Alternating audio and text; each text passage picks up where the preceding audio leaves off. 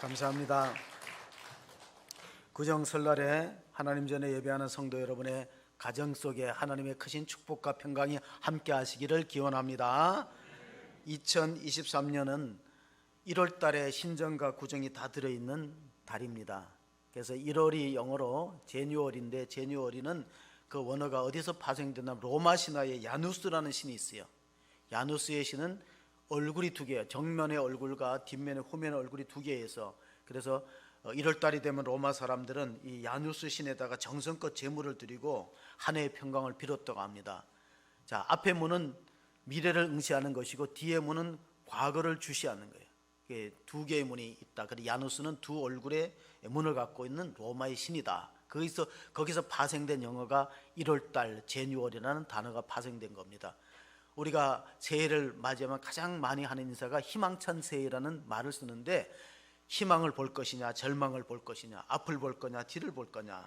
우리나라가 올해가 정전협정이 있는 지 70주년이에요. 1953년도에 정전협정이 이루어졌어요. 7월 달에. 그런데 그 7월 27일 날 10시에 이제 협정이 됐는데, 실현은 몇 시에 됐냐면 밤 10시에 이제 완전히 휴전이 이루어집니다. 그러나 12시간에 선포하고 나서 12시간의 차이가 있어요. 거기에 우리 국군들이 조금이라도 더 땅을 얻기 위해서 그 시간도 놓치지 않고 계속해서 북진을 하다가 중공군한테 많이 희생이 됐습니다. 우리나라 전쟁이 생겼을 때 미국의 종군 기자 가운데에서 전쟁이 발발하면 취재하는 종군 기자가 있었는데, 이름이 마가렛 허긴스입니다. 이 여성이 여성 최초로 플리츠상을 받았어요. 기자에게 가장 영광스러운 사람이 플리츠상이거든요. 플리츠상을 받았는데, 수원에 가면은 그 인계예술공원에 가면은 마가렛 히긴스의 그 활약상이 나옵니다. 우리나라의 전쟁에 참상을 전 세계 보도했어요. 한 번은 그 추운 1월 달에 우리나라의 북한의 그 중강진 지역이 너무 추운데 거기에 방공호에 있는 해병대, 미국 해병대 인터뷰한 기사가 있습니다. 만약 내가 하나님이라면 나한테 뭘 구하겠느냐. 그럴 때 미 해병대가 이렇게 말했어요. 군인이 Just give me tomorrow. 나에게 내일을 달라. 이 전우들이 이렇게 하루에도 수없이 죽어가는데 내일을 보장할 수 없는, 나에게 내일을 약속해 달라. 유명한 말이 있어요. 그 마가렛 허긴스가 한국의 해병대를 보고 이렇게 말했어요. 이 사람들 같으면 귀신도 잡겠다. 그래서 생긴 말이 뭐죠? 귀신 잡는 해병은 한국 사람이 만든 말이 아니에요. 종군 기자가, 허긴스가 우리나라 해병대가 얼마나 용감하게 잘 싸우는지 이 사람들 같으면 귀신도 잡겠네. 그래서 귀신 잡는 해병이라는 용어가 생기게 된 것입니다. 여러분, 희망이 있느냐 없느냐는 우리의 시각에 따라서 달라집니다. 사고를 당해서 휠체어를 타고 있는 젊은이가 있었어요. 리처드 브리크너라는 소설가가 망가진 날들에 보면은 그 사고로, 갑작스러운 사고로 휠체어에 있는 사람이 간병인에게 이렇게 물어봅니다. 나에게 내일이 있을까요? 나 같은 사람에게도 희망이 있을까요? 물어볼 때 그 간병인이 이렇게 말했어요. 희망은 무한대에 있다. 무한대에 희망이 있다. 희망이 당신을 버리는 게 아니라 당신이 희망을 버리는 거다. 중요한 말이 소설가의 소설에 의해서 나왔어요. 희망이 당신을 버린 게 아니라 당신이 희망을 버렸다. 그래서 우리가, 하나님은 우리에게 어떤 인간을 지으시고 최초로 하신 일이 뭡니까? 창세기 1장 28절에 보면 하나님이 하나님 형상으로 사람을 지으시고 남자와 여자로 지으시고 그들에게 복을 주어 가라사대. 하나님이 첫 번째 한 일이 뭐냐? 복을 준 거예요. 복을 주어 가라사대 생육하고 번성하고 땅에 충만하라. 하나님이 축복을 왜 우리가 못 누릴까? 구약에 보면은 우리가 읽었던 오늘 민수기 6장이 축도문입니다. 루터 교회는 지금은 이걸 가지고 축도를 해요. 여호와께서 내게 은혜 베푸시고 너를 지키시기를 원하며 여호와께서 내게 평강 주시기를 원한다. 이게 구약의 아론의 축도문인데, 루터 교회에서는, 독일의 루터 교회는 이걸로 축도를 하는데, 우리는 개신교는 이걸로 축도하지 않고 바울의 축도문인 고린도후서 13장 13절을 축도합니다. 같이 보실까요? 주 예수 그리스도의 은혜와 하나님의 사랑과 성령의 교통하심이 너희 무리와 함께 있을지어다. 왜 그렇게 하냐면은 민수기의 축도문은 여호와 이름만 나오고 예수님 이름이 빠졌잖아요. 그러니까 삼위일체적으로 축복하기 위해서 주 예수 그리스도의 은혜와 하나님의 사랑과 성령의 교통하심이 너희 무리와 함께 있을지어다. 바울이 했던 축도문을 오늘 개신교에서는 쓰고 있습니다. 다만 우리가 앞에다가 하나, 지금은 우리 주 예수가 지음이 붙죠. 송구 영신 예배를 드릴 때 우리나라 초기 교회에 있었던 일이라고 합니다. 송구 영신 예배 드릴 때 선교사님 한 분이 예배 참석이었어요. 그래 목사님이 마지막 축도를 부탁을 드렸어요. 근데 그분이 한국에 도착한 지가 얼마 안 돼서 한국말을 하기는 하는데 서툴러요. 갑작스럽게 축도를 부탁받았는데 첫 단어가 생각 안 나는 거예요. 한국에서는 축도할 때 어떻게 축도합니까? 지금은 우리 주 예수 그리스도의 은혜와 하나님의 사랑과 성령님의 교통하심이. 근데 지금이란 단어가 생각이 안 나요.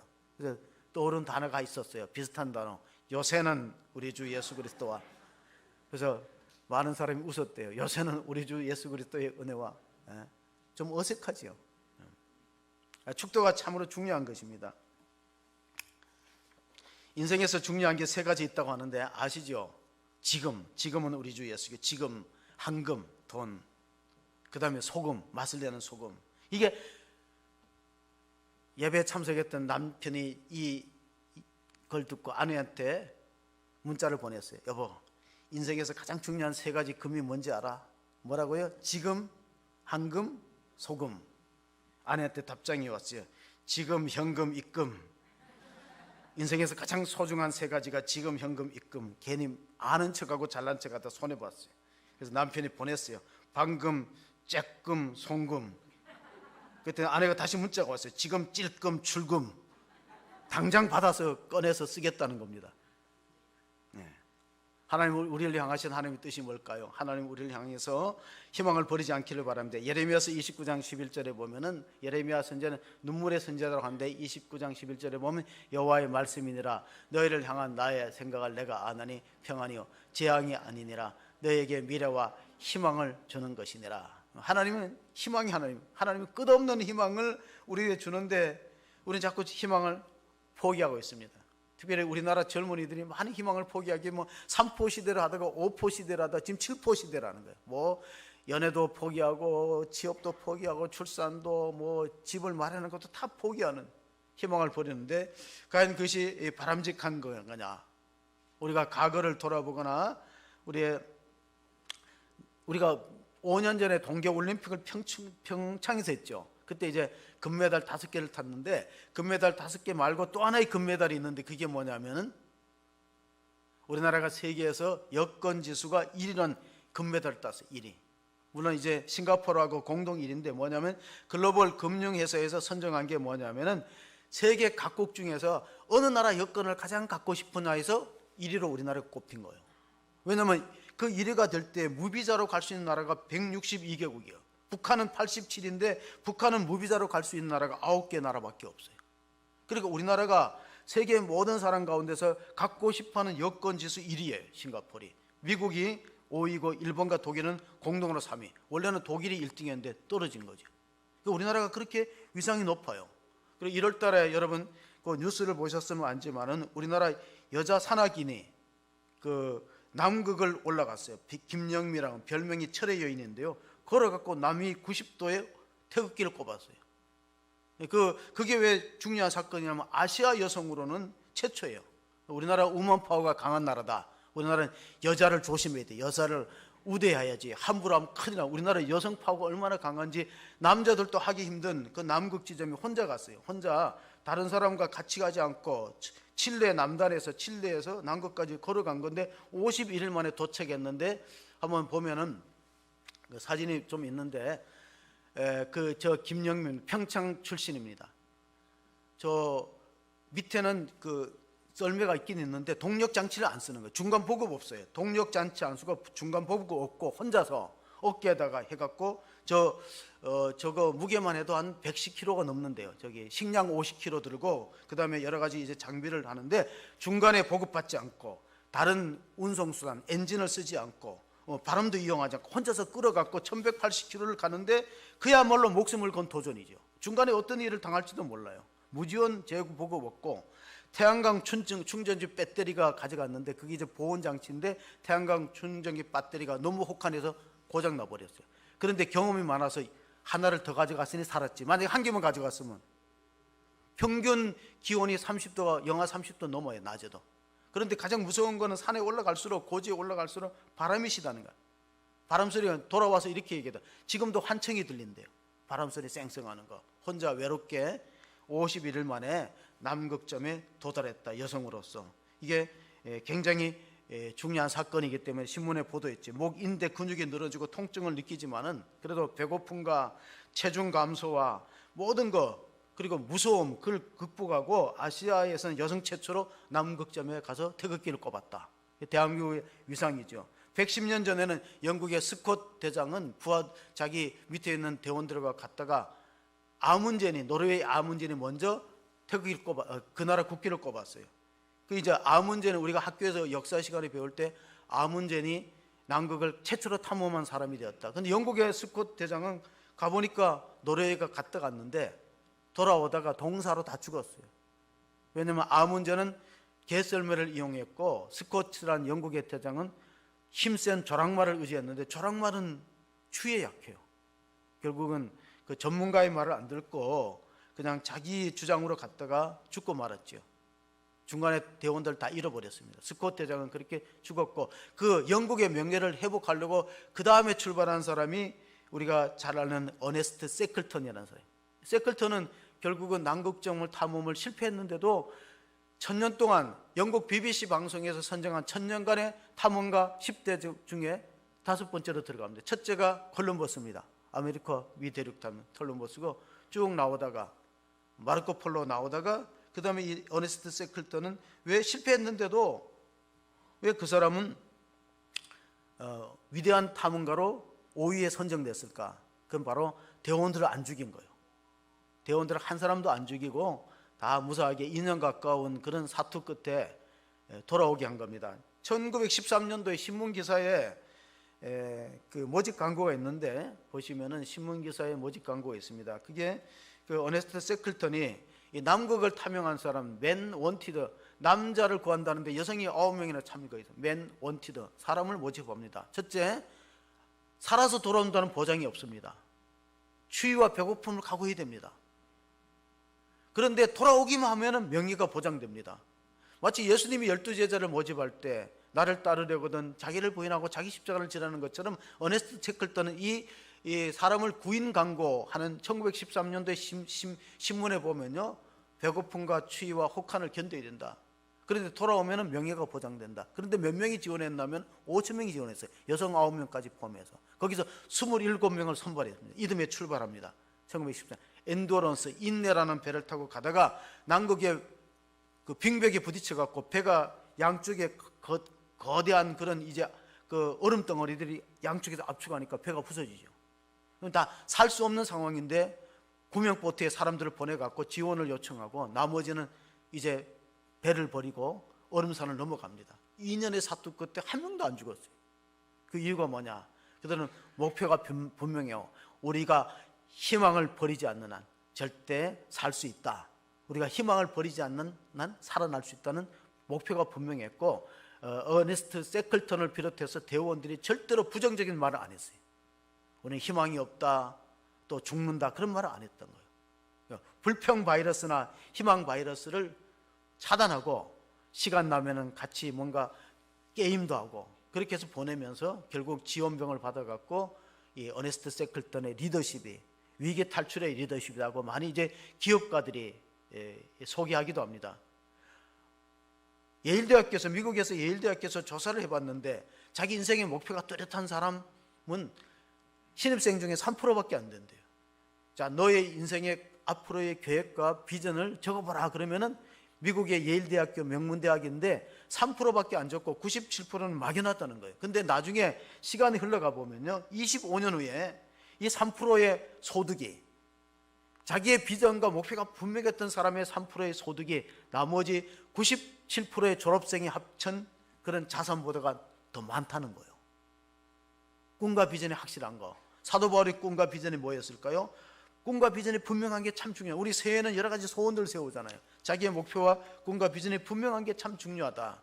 사도 바울의 목표가 뭐였을까요? 빌립보서 3장에 보면은 10절에 내가 그리스도와 그 부활의 권능과 그 고난에 참여함을 알고자 하여 그의 죽으심을 본받아 어떻게 해서든지 죽은 자 가운데서 부활에 이르려 하노니 내가 이미 얻었다 함도 아니요 온전히 이루었다 함도 아니라 오직 내가 그리스도 예수께 잡힌 바 된 그것을 잡으려고 달려가노라. 자, 우리는 예수님의 부활을 믿어요. 근데 바울은 자신도 예수님처럼 부활한다는 신앙의 목적이 분명했다는 거예요. 나는 십자가의 고난에 참여하고 본받아서 나도 예수님처럼 부활해서 영원한 하나님 나라에서 영생을 얻는다. 이게 얼마나 큰 포부입니까? 그래서 나폴레옹은 이렇게 정의했어요. 리더는 희망을 파는 상인이어야 된다. 그러니까 리더가 희망을 잃어버리면요, 백성들이 우왕좌왕하지 않습니까? 그러니까 우리는 기도할 때 이렇게 기도해야 돼요. 지도자 복이 있는 나라가 되게 하옵소서. 지도자가 방향이나 정책을 잘못되면요, 국민들이 힘들어지는 거예요. 그래서 지도자 복을 구해야 되는데 이스라엘의 지도자는 세 종류가 있어요. 첫째, 왕입니다. 두 번째가 선지자예요. 세 번째가 제사장입니다. 이 사람들은 기름 부어서 그 직분을 수행하는 거예요. 하나님이 특별하게 세운 기름 부은 사람들이 세 종류가 있는데 그게 뭐라고요? 왕과 예언자, 예언자는 선지자라고 하는데 예언자와 제사장이에요. 그럼 오늘 읽었던 말씀은 뭐냐? 오늘 읽었던 말씀은 제사장의 축복문입니다. 제사장의 축복문. 자, 우리가 지금 남극에 대해서 왜 관심을 갖냐면요, 남극이 장보고 과학기지가 있어요. 우리나라에 장보고 과학기지가 있는데 남극에 묻혀있는 석유와 가스가 전 세계가 100년 쓸 수 있는 거예요. 그러니까 엄청난 양이 그 남극에 묻혀있는 거예요. 지금 우리가 석유에 대해서 또 가스에 대해서, 천연가스에 대해서 관심이 있는데 남극에 각 나라가 그렇게 모험을 하고 가는 이유가 뭐냐? 엄청난 지하자원이 묻혀 있어요. 천연가스와 자원의 보고이기 때문에 그거 하는 거예요. 19세기에 덴마크의 중흥을 일으켰던 그룬트비에는 이렇게 말해요. 삼회 정신, 하나님 사랑, 이웃 사랑, 땅 사랑. 이게 덴마크가 그 전쟁의 폐허를 딛고 부강한 나라가 될 수 있는 이유가 그룬트비라는 목사가 삼회주의를 외쳤어요. 목사가 하나님을 사랑하자, 이웃을 사랑하자, 땅을 사랑하자. 우리나라는 근면자조협동이 세모할 정신으로 알고 있어요. 제가 맞는지는 모르겠지만 세모할 정신이 뭐냐면 근면자조협동이다. 우리가 잘 살아보자, 바르게 살아보자. 왜냐하면 제사장은, 지도자는 백성들을 축복하는 위치에 있기 때문에 민수기서 6장 22절 23절을 한번 보시겠습니다. 여호와께서 모세에게 말씀하여 이르시되 아론과 그의 아들들에게 말하여 이르기를 너희는 이스라엘 자손을 위하여 이렇게 축복하여 이르되. 자, 아론은 제사장이고 모세는 선지자예요. 이때는 아마 왕이 다스리지 않는 시대였어요. 그러니까 왕이 다스리는 시대는 언젠가? 사무엘부터 이제 사울 왕이 최초의 왕이고 2대 왕이, 이스라엘의 2대 왕이 다윗입니다. 그때가 왕정이고 지금은 왕이 없고 제사장과 선지자가 중요하게 이스라엘 민족을 이끌어가요. 그래서 가나안 땅으로 들어가는 거죠. 그래서 민수기는 원래 히브리어로는 민수기가 미드바르라고 되어 있어요. 광야에서. 근데 우리가 민수기라는 건 뭐냐면 백성 민자에다가 숫자거든요. 백성 민자의 숫자가 민수기거든.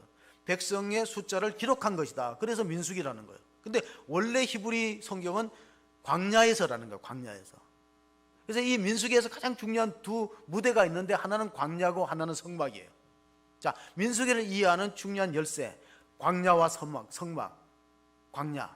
그러니까 그들이 광야에서 38년 동안 이제 출애굽 2년째에 이 민수기가 기록됐어요. 출애굽 2년 2월 1일부터 민수기 백성들의 숫자를 기록한 거예요. 12지파의 숫자를. 그 12지파의 숫자가 가나안으로 가느냐, 하나님 나라에 도착하느냐, 그런 과정을, 광야의 여정을 적은 것이 민수기인데 하나님께서는 제사장을 통해서 이스라엘 민족을 축복하라고 말씀해 주고 있습니다. 축복의 내용은 이렇습니다. 24절 25절 나와 있습니다. 24절 25절 여호와께서 내게 복을 주시고 너를 지키시기를 원하며 여호와는 그 얼굴을 내게 비추사 은혜 베푸시기를 원하며. 하나님이 제사장을 통해서 이스라엘 민족을 축복하면은 하나님의 이름으로 축복을 제사장이 빌어버리면은 그게 현실로 이루어진다는 거예요. 그래서 우리가 민수기서 23장 19절에 보면 하나님은 우리와 다른 점이 뭐냐? 하나님은 우리와 다른 점이 있어요. 하나님은 사람이 아니시니 거짓말을 하지 않으시고 인생이 아니시니 후회가 없으시도다. 어찌 그 말씀하신 바를 행하지 않으시며 하신 말씀을 실행하지 않으시다. 하나님과 우리의 차이가 뭐냐? 우리는 약속을 하고 잘 못 지켜요. 정치가들이 공약을 하고 실천하지 않는 경우가 허다합니다. 근데 하나님은 그렇지 않아요. 하나님은 거짓말이 없으시고 하나님이 전능하시지만 못하는 게 거짓말이죠. 인생이 아닌 후회가 없고 우리를 선택하시고 후회하지 않으시고 말씀하신 바를 이루시고 실천하기 때문에 제사장이 그대로 축복하면 이루어지는 거예요. 제사장의 축도가 여러분 예배 마칠 때 마지막 축도예요. 오늘 또 바쁜 일이 있으니까 축도하기 전에 가실 수도 있는데 그러면 안 된다는 거예요. 손해를 본다는 거예요. 왜? 제사장이 하나님의 이름으로 축복하면 이루어지는데 미군들은요, 그 미군들도 예배 시간이 있는데 군대에서 목회자가 축도할 땐 절대 안 나간대요. 축복을 받아야 되니까.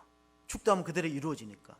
하나님은 거짓이 없이고 사람이 아니니까 하신 말씀을 실행하기 때문에.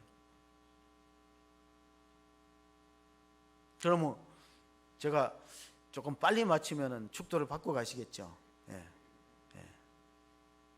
축도를 다 받고 가시라는 뜻이에요. 하나님이 이스라엘 민족을 축복할 때 이루어지기 때문에. 오늘 명절이기 때문에 제가 그런 생각을 했어요. 아무래도 성도들이 좀 적게 나올 거다.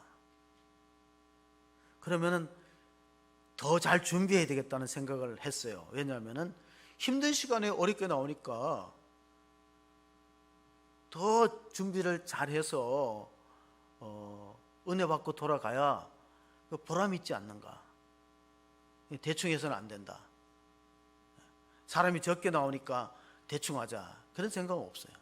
적게 나오고 힘든 시간에 나오니까 더 많이 최선을 다해서 준비하고 있을 때 잘해야 된다. 저는 개인적으로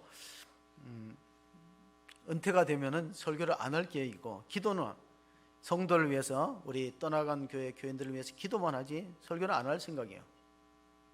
왜냐하면 유명한 목사, 이름난 강사들은 여기저기 와서 설교 청탁을 은퇴한 후에도 받고 또 사역이 바쁩니다. 그러나 평범한 목사는 뭐 외부에서 불러주지도 않고, 그렇다고 본교에서 하기도 좀, 제 마음은 좀 그래요.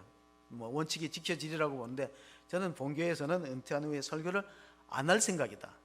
기도는 하더라도 설교는 안 할 생각이다. 그러니까 원칙이 잘 지켜지도록 도와줄 필요가 있습니다. 리더십에 있어서 중요한 건 뭐냐? 자기가 세운 기준을 끝까지 잘 지켜나가는 게 중요해요. 오늘 계속해서 우리가 아론의 축도문을 읽어봅니다. 마지막 26절, 27절을 같이 읽어봅니다. 여호와께서는 그 얼굴을 내게로 향하여 드사 평강 주시기를 원하노라 할지니라 하라. 그들이 이같이 내 이름으로 이스라엘 자손에게 축복할지니 내가 그들에게 복을 주리라. 이게 아론의 축도문인데, 구약 시대는 예배 끝날 때 이렇게 축도했는데 우리는 고린도 후서 13장 13절로 삼위일체적으로 축복하는 거예요. 주 예수 그리스도의 은혜와 하나님의 사랑과 성령의 교통과 위로가 여러분과 함께 있을지어다 하고 이렇게 선포하는 거죠. 그러면 그대로 되는 거예요. 왜냐하면 제사장의 권위로 이게 이루어지는 게 아니에요. 제사장이 뭔가 선행을 해서 그 업적으로 이루니까 하나님의 이름으로. 우리가 기도할 때 뭐라고 하지? 마지막에, 여러분 기도할 때 마지막으로 뭐라고 해요? 예수님의 이름으로 기도하는 거예요. 이게 뭐와 같으냐면요, 하늘나라의 비번과 같아요. 여러분, 제가 은행에 가서 뭔가 인출을 할 때 맨 마지막에 하는 게 말이 뭐예요? 비밀번호를 누르세요. 비밀번호를 잊어먹었어요. 그럼 돈 안 주는 거예요. 하나님 나라의 비밀번호가 뭐냐? 예수의 이름이에요. 여호와 이름, 하나님의 이름으로 할 때 제사장의 권위로 복이 임하는 게 아니에요. 하나님의 이름으로, 예수님 이름으로 하는데 단지 제사장을 통해서라는 게 중요한 거예요. 제사장을 통해서. 그러니까 제사장과 관계가 잘 맺는 게 참 중요한 거예요. 제사장을 통해서 복을 빌면 그게 이루어지기 때문에 오늘 민수기 6장에는 앞에는 나시린의 서원이 있고 뒤에는 제사장의 축도가 있어요. 여기 연결지어서 생각해야 돼요. 자, 민수기 6장의 앞부분은 나시린의 서원입니다. 나시린이 뭡니까? 내가 뭔가 하나님께 소원하는 바가 있으면요, 그 약속을 잘 지키는 게 나시린의 서원입니다. 대개 보면 구약시대의 나시린들은요, 머리에 삭도를 대지 않았어요. 그리고 죽은 사람과 가까이, 시체를 가까이 하지 않고 독주나 포도주를 마시지 않았어요. 왜? 거룩하게 자기 몸을 지키고. 그래서 나시린을 대표적인 사람이 사사기의 삼손입니다. 삼손이 나시린의 서약을 깨버렸더니요, 능력을 상실해서 힘이 없어져. 머리가 깎아버리면. 이건 오늘 우리에게 적용하면 이렇습니다. 우리가 거룩함을 지킬 때 하나님의 능력을 힘입고 거룩함을 지킬 때 우리의 소원이 이루어진다. 나시린의 소원을 잘 지킬 때 아론의 축복문이 현실로 나타나기 때문에 이게 굉장히 중요한데, 세례 요한도 나시린이고 구약의 삼손도 나시린이고 사도 바울도 사도행전 18장 18절에 갱그리아에서 머리를 깎았다 서원한 바가 있어서, 그러니까 서원의 기간이 있습니다. 내가 3년 동안 서원했다. 그러면 3년의 서원의 기간이 끝나면 그때 길렀던 머리를 깎고 제단에 불살라 버립니다.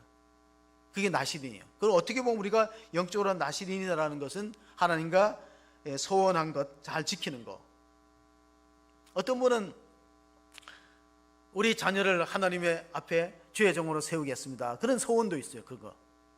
근데 아들은 원하지 않았는데 부모님이 소원했어요. 그게 누구냐면은 사무엘이거든요. 사무엘. 한나가 눈물로 기도하는데 자식이 없어서 하나님 아들을 주면 하나님의 제단에 드리겠습니다. 그래서 사무엘이 태어났거든. 한나의 눈물 흘린 기도로. 그러니까 젖되자마자 성전에다 드렸어요. 그런데 제사장이 엘리인데 제사장은 세습되었어요. 엘리의 제사장들은 세습이 됐는데도 제사장 노릇을 못해 거룩하지 못합니다. 여호와의 제사를 멸시하고 제물에 손을 대고 또 성전에서 봉사하는 여인들을 희롱하고, 그러니까 한날에 죽어요. 홈리 비누아스가. 여러분, 세습이 문제가 아니라 거룩함을 지키지 못하면 한날에 죽고 쓰임을 못 받는 겁니다. 그래서 그 제사장 직분이 어디로 넘어갔냐면 한나 집안 사무엘로 넘어갔어요. 어떤 사람이 제사장이 되면 적합하냐면요, 팔방미인처럼 이것저것 다 잘하는 사람은 목회가 잘 안 될 수도 있어요.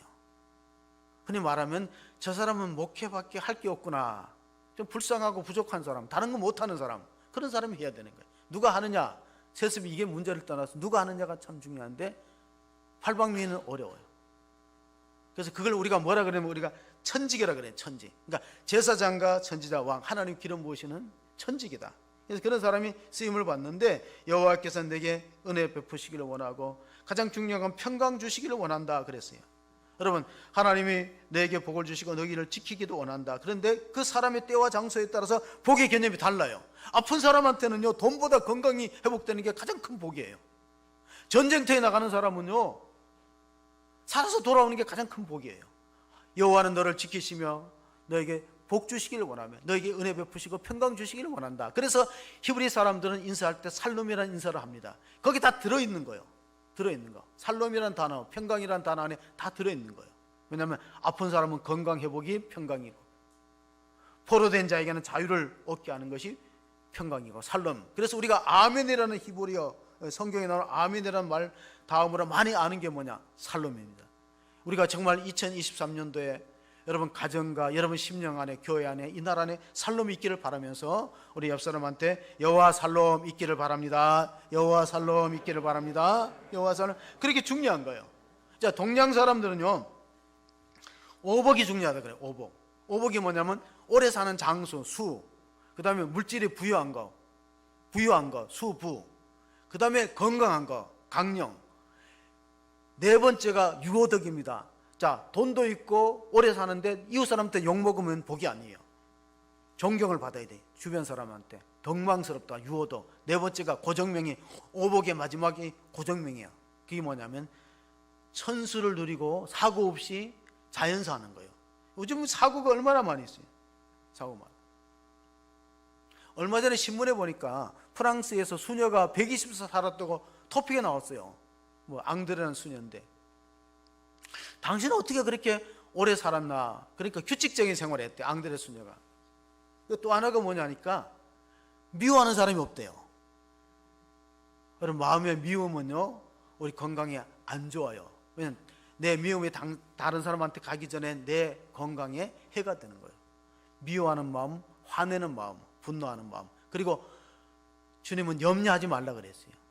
왜? 염려가 우리 건강에 별로 안 좋다는 거예요. 염려는 불신앙의 증거고, 미움은 사랑이 없는 그런 우리가 메마른 마음이고. 자, 염려를 버리고 미움을 버리고 화내는 거 얼마나 나쁘냐면요, 의학자들이 시험해 보니까 화내니까 피가 탁해진다.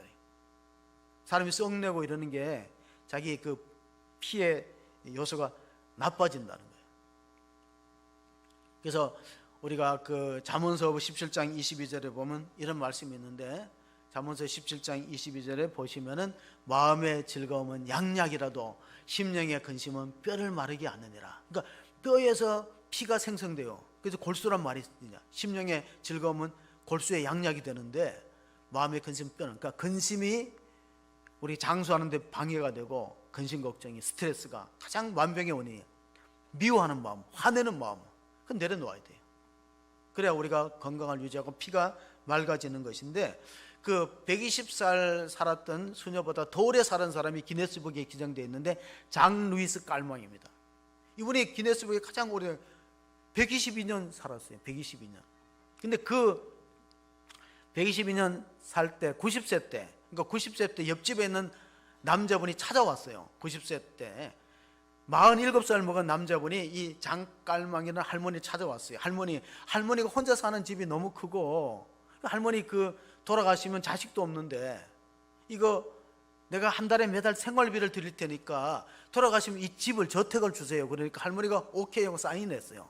그래서 그 당시에 2,500프랑이면, 지금은 큰 돈인데 환율 때문에 그 당시에는 100만 원 미만인데, 그 47살 먹은 남자가 생각할 때 90살 먹은 할머니가 얼마 더 살겠느냐. 내가 매달 100만 원 미만의 생활비를 주면은, 주택연금처럼 주면은 돌아가면 집을 차지하겠다고 줬는데 10년이 돼서 100세가 돼서 안 돌아가셔요.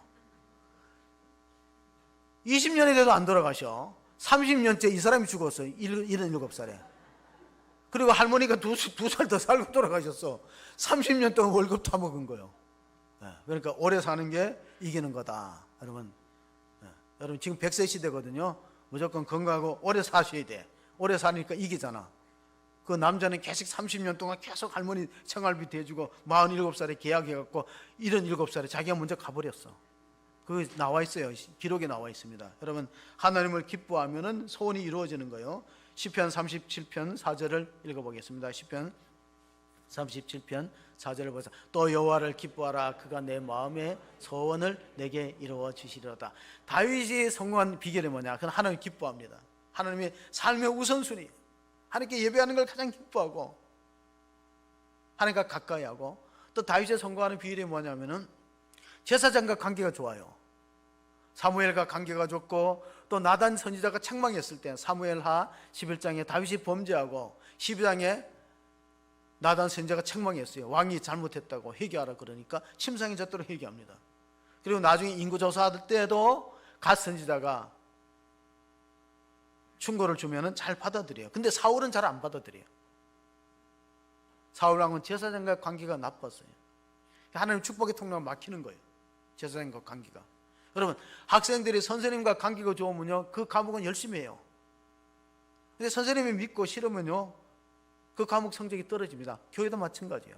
목회자와 관계 참 중요합니다. 설교자와 관계가 좋아야 은혜 받고 내가 영적으로 성장하는데 그게 막혀버리세요. 그러면은 여호와께서 그 얼굴을 내게 비추셔서 은혜 베푸시는, 은혜가 차단돼요. 은혜가 차단되니까 결국 이제 영적으로 잘 자라지 못하는 그런 결과를 가져오기 때문에, 스코틀랜드에는 이런 속담이 있어요. 스코틀랜드 속담 가운데 saved to serve. saved는 뭡니까? 구원받았다는 거예요. 나는 serve, 예배하기 위해서, 섬기기 위해서 구원받았다. 그 말이 속담이 있는데, 다윗은 자기가 범죄할 때마다 하나님께 제사 드리는 걸, 회개의 제단을 쌓았어요. 사무엘하 24장 18절에 보면 다윗이 인구조사하고 갓 선지자가 책망합니다. 이날에 갓이 다윗에게 이르러 그에게 아뢰되 올라가서 여부스 사람 아라우나의 타작마당에서 여호와를 위하여 제단을 쌓으소서 하매, 다윗이 올라가서 명령하신 갓의 말대로 올라가냐. 선제 말 잘 듣고 예배드리라면 예배드리고. 그래서 이 다윗은 왕의 자리가 오래 이어지고 후손들이 복을 받았어요. 근데 사울은 그렇잖아요. 사울은 자기 생각이 강하고 고집이 세고 영적으로 월권을 많이 합니다. 그 중에 하나가 뭐냐면은 사무엘 제사장이 늦게 오니까 자기가 그냥 예배를 주관해 버렸어요. 그래서 사무엘 제사장이 와서 한탄합니다. 왕의 시대가 끝났습니다. 여호와의 말씀을 가볍게 여겼으니까 순종이 제사보다 낫고 듣는 것이 수양의 기름보다 나는데 왕이 망령되이 행하였다. 사울 왕이 제사장과 관계가 안 좋아서 결국은 왕의 자리를 오래 못하고 축복의 통로가 차단되고, 나중에 사무엘이 보니까 다시는 라마로 내려가서 사무엘의 고향이 라마거든요. 길라 라마에 내려가서 다시는 죽을 때까지 사울을 보지 않았다. 성경에 그렇게 되어 있습니다. 그러니까 하나님의 선지자를 가까워하는 게 선지자를 통해서 하나님을 가까워하는 결과를 가져오기 때문에 아삽의 시편도 보면요, 아삽의 시편 73편 28절에 이런 말씀입니다. 하나님께 가까이함이 내게 복이라. 내가 주 여호와를 나의 피난처로 삼아 주의 모든 행적을 전파하리다. 자, 여호와는 그 얼굴을 내게 드서 은혜 베푸시기를 원한다. 이 얼굴을, 우리가 하나님과 얼굴을 대면한다는 건 뭡니까? 관계가 좋다는 거예요. 근데 외면하는 건 뭡니까? 관계가 나쁘니까 외면한 거죠. 달은 스스로 빛을 내지 못합니다. 태양을 받으면 그 빛을 반사할 뿐이에요. 우리는 하나님의 복이 근원된다는 걸 믿음으로 고백합니다. 그러니까 복은 하나님께로 나오기 때문에 하나님과 관계가 참으로 중요한데, 하나님 가까이 하면 내게 복이고 하나님 멀리 하면 내게 불행이라는 걸 사람들이 잘 몰라요. 복 받는 사람들이 적은 이유가 뭐냐? 비결을 모르는 거야. 하나님 가까이 하는 것이 내게 복인데 하나님 가까이 하면 내게 손해다고 생각하는 사람들이 의외로 많아요. 그래서 열심히 안 믿으려고 그래요. 적당한 거리를 두고 요만큼만 믿고 자기 스스로 한계를 정해요. 깊은 바다에 들어가야 고기를 잡을 수 있는데 깊은 데로 가지 않아요. 얕은 물에서 놀고 그냥 적당한 신앙생활을 하는데, 우리나라가 지금 아론이 이 축도를 했을 때 세계 인구는 2억이 안 됐을 거라고 학자들이 봐요. 지금은 세계 인구가 80억이 넘어섰다고. 우리나라도 지금 인구가 줄어요. 우리가 5,144만인데 인구가 지금 3년째 감소하고 있어요. 아기를 안 놓으니까. 5,144만에서 줄고 있는데 노령 인구는 늘어납니다. 유엔에서 정했을 때 65세가 7%면 고령화 사회입니다. 65세가 14%면 고령 사회고 초고령 사회는 20%입니다. 근데 우리가 급속도로 노령 인구가 늘어나서 지금 남자 여자 합치면은 65세가 몇 프로 되냐면 18%예요. 이제 2%만 채우면 초고령 사회에 들어가는 거예요. 그러니까 우리가 지금 준비를 잘 하셔야 될 것 같아요. 지금은 이제 100세 시대를 준비하고 살아가야 되는 겁니다. 그럴 때 우리와 우리 다음 세대, 때로는 3대까지, 또 장수하시는 분은 4대까지를 볼 수 있어요. 왜냐하면 우리 자녀가 결혼해서 손자를 낳았잖아요. 근데 그 손자가 또 자라가지고 결혼해서 아기를 낳으면, 그러니까 우리가 100대를 생각하면은 어떻게 신앙생활이 될 것이냐. 리고렘 목사가 은퇴를 했는데 이런 말을 했어요. 위대한 교회는 위대한 헌신으로 이루어진다. 사람은 두 종류가 있다. 헌신된 사람하고 헌신되지 않은 사람. 우리가 신앙생활을 할 때 보면요, 주일 성수를 잘하는 사람은 건강의 복을 받습니다. 성경을 통독하는 사람은 지혜의 복을 받습니다. 기도를 열심히 하면 성령의 복을 받습니다. 11조를 온전하게 하면 물질의 복을 받습니다. 전도를 열심히 하면 존경과 상급의 복을 받습니다. 소그룹을 잘하면 보호의 복을 받습니다. 주의 종을 선대하면 자손이 복을 받습니다. 그게 다윗의 생애를 통해서 우리에게 보여주는 사건입니다. 그러므로 우리는 이런 생각을 가져야 됩니다. 불평하는 사람은, 자연주의자 가운데 미국의 헨리 데이비드 소라는 사람이 이렇게 말했어요. 불평하는 사람은 천국 가서도 불평한다. 습관이 됐기 때문에, 몸에 배었기 때문에. 탕자가 아버지 집을 떠나고 아버지하고 관계가 끊어졌을 때 모든 걸 빼앗기고 잃었어요. 그런데 나중에 어떻게 회복했냐면, 내가 품꾼의 하나라도 좋으니까 집에 들어가서 아버지하고 관계를 맺어야지. 아버지하고 연을 끊어버렸다니까 모든 게 차단됐어요. 우리가 영적으로 보면 하나님과 연을 끊어버리면 하나님으로부터 오는 모든 축복이 차단되는 거예요. 그걸 모르는 사람들이 의외로 많아요. 하나님의 공급을 인정하지 않고 내가 노력해서 내가 열심히 한다. 그건 은혜가 아니고 보수예요. 여호와는 내게 은혜 베푸시기를 원하며 여호와는 그 얼굴을 내게로 드사 평강 주시기를 원하라. 평강은 하나님께로 나오는 거예요. 우리가 많은 걸 가져도 마음이 불안하고 평강이 없으면요, 행복하지 못해요. 그러니까 가장 좋은 행복은 마음이 편안해야 돼요. 마음이 편안하고. 그래서 잠언서 4장 23절에 무릇 지킬 만한 것보다 내 마음을 지키라. 생명의 근원이 이에서 났느니라. 이 마음이 편안하면요, 치유 회복이 빨라집니다. 마음이 불안하고 근심 걱정이 쌓여 있으면 힘들어지기 때문에 하나님과 관계가 중요해요. 에베소에 보면 사도 바울이 에베소 교인들에게 말하기를, 내가 예수 믿기 전에는 하나님의 언약 밖에 있었다. 하나님과 관계없이 살았다. 그게 불행하다는 거예요. 그때 너희는, 여기 그때라는 단어를 주목해서 봅니다. 그때란 거 하나님과 관계없을 때를 말하는 거예요. 하나님 안 믿을 때, 하나님 은혜 밖에서 살아갔을 때, 그때 너희는 그 가운데서 행하여 이 세상 풍조를 따르고 공중에 건세 잡은 자를 따랐으니 곧 지금 불순종의 아들들 가운데 역사하는 영이라. 전에는 우리도 다 그 가운데서 우리 육체의 욕심을 따라 지내며 육체와 마음이 원하는 것을 하여 다른 이들과 같이 본질상 진노의 자녀였다. 이거 예수 믿기 이전의 상태예요. 예수 믿기 전의 상태는 뭐냐면 하나님의 진노의 대상으로서 살아가는 것이, 본질상 진노의 자녀고, 자기 욕심에 이끌려 살다가 행복을 놓쳐버린다. 자기 욕심에 이끌려 살면 행복해야 되는데 의외로 행복하다는 사람이 많지 않아요. 왜냐하면 행복은 순종에서 오기 때문에 하나님께 항복한 자가 행복한 거예요. 굉장히 중요한 말을 하고 있는 거예요. 하나님께 항복한 자에게 행복이 오는 거고, 하나님께 항복하지 않는 사람이 의외로 많아요. 교회 다니면서도 자기 주관이 뚜렷해요. 그럼 행복은 멀어지는 거예요. 행복은 하나님께 전적으로 항복한 자에게 주어지는 선물이다. 그러므로 우리가 에베소서 2장 12절 17, 13절은 또 그때란 단어가 나옵니다. 자, 그때 너희는 그리스도 밖에 있었고 이스라엘 나라 밖의 사람이라 약속의 언약에 대하여는 외인이요 세상에서는 소망도 없고 하나님도 없는 자이더니 이제는 전에 멀리 있던 너희가 그리스도 예수 안에서 그리스도의 피로 가까워졌느니라. 여기서 그리스도의 피가 굉장히 중요합니다. 왜냐하면 우리가 행복이라는 단어를, 해피라는 단어를 쓰는데 또 블레싱이라는 단어가 있어요. 축복하노라, 블레싱. 오늘 설교 제목이 축복하노라인데 블레싱은 뭐냐? 피하고 관계되는 게 블레싱이에요. 블리드가 피인데 블레싱은 블리드라는 오온에서 파생된 것이 축복이에요. 왜 그리스도의 피가 우리에게 축복이 되는가? 예수의 피가 하나님과 우리 사이를 화목하게 만들었어요. 예수님의 십자가 피 흘리심으로 우리가 하나님의 자녀로 값없이 인정을 받고 구원받은 백성이 되고 언약 관계 속에 살아가는 거예요. 하나님의 언약을 깨트리지 않으면은 우리가 하나님이 주시는 보호의 복을 받고 은혜를 받으며 살았는데 우리가 깨는 거죠.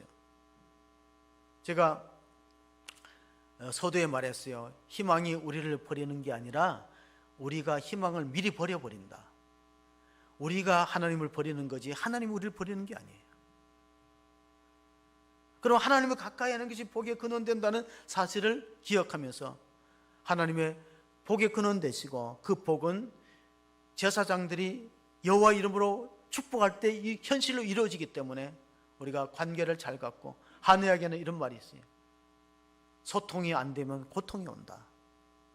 사람의 몸에 기가 소통이 잘 돼야 병이 안 생겨요. 소통이 막히면 뭐가 온다고? 고통이 오는 거예요. 소통이 잘 되는 건 하나님과 관계부터 시작된다. 하나님과 관계 잘 되면 제사장과 관계도 원만하고, 그러면 제사장이 비는 복이 우리에게 현실로 이루어지기 때문에 올 한해 하나님께 주시는 살롬의 평강과 복과 하나님이 베푸시는 여호와는 내게 얼굴을 드사 은혜 주시기를 원하고 복 주시기를 원하고 평강 주시기를 원하는 축복이 우리 모든 성도들에게 있어지기를 주의 이름으로 축원합니다. 아멘. 하나님 아버지 감사합니다. 오늘 또 신년 우리 구정 명절을 통하여서 주의 전에서 예배하는 성도들을 기억하여 주시옵소서. 이르시되 나의 성도들을 내 앞에 모으라. 그들은 제사로 나와 언약한 이들이라고 말씀하셨습니다. 여호와는 그 얼굴을 내게로 드사 은혜 베푸시기를 원하며 복 주시기를 원하며 우리를 지키시기를 원하며 우리에게 평강의 복을 주시기를 원하는 하나님의 축복이 오늘 한 해 우리 성도들의 가정의 심령 속에 교회 공동체 가운데 임하도록 역사하여 주시옵소서. 주님 홀로 영광을 받으시고 우리는 하나님 안에서 주시는 복록을 누리며 이웃을 섬기며 하나님께 예배하는 자로서 올바로 살아갈 수 있는 나시린의 소원을 잘 지키고 제사장의 축복이 현실로 이루어지는 복된 한 해가 되어지기를 간절히 소원하옵고 우리 구주 예수 그리스도의 이름으로 기도합나이다. 아멘.